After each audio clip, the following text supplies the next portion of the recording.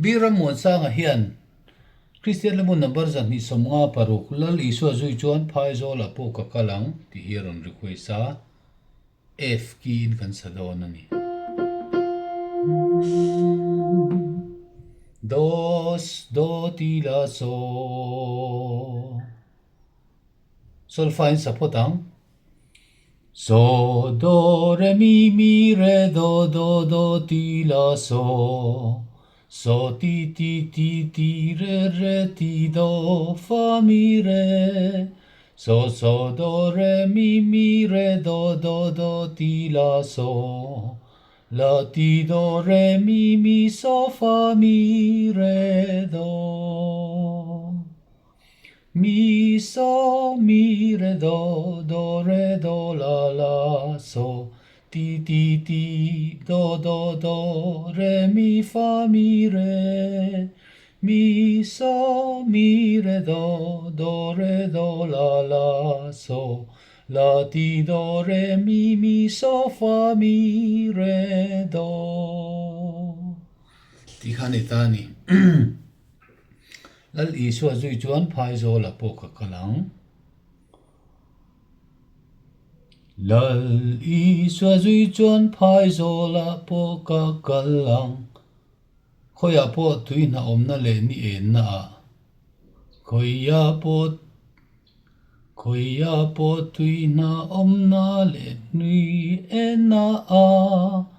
ko tin na min roi po in ka zui zel fo wanga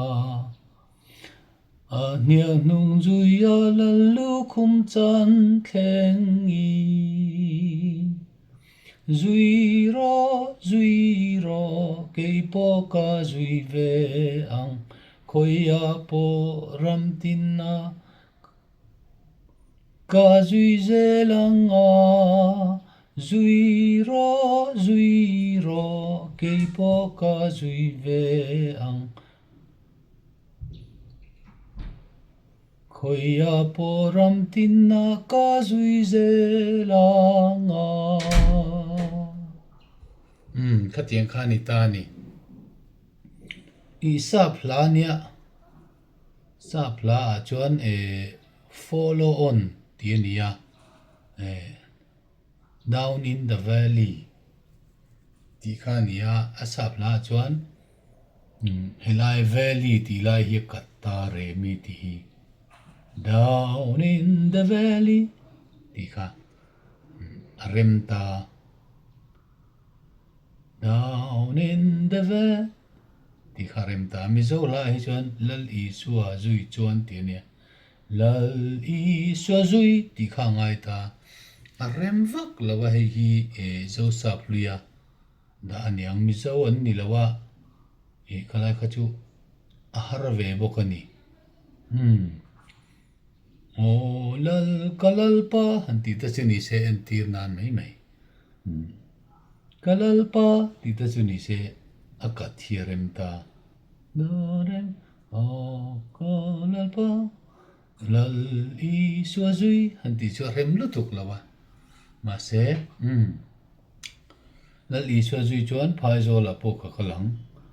lal i suazui chuan phai zo la po ka kalang khoya po tui na om na le ni en na khoya po tui na om na le ni en na khotina min roi po in ka zui zel fo wanga khotina min roi po in ka zui zel fo wanga aniak nung zuya la lukhum chan thlengin aniak nung zuya la lukhum chan thlengi zui ro ke po ka zui ve ang khoya po ram tin na ka zui zelang zui ro ke po ka zui ve ang khoya po ram tin na ka zui zelang khatiang khan ni ti khan ni du tok phot meng ti khan a thiam thei ang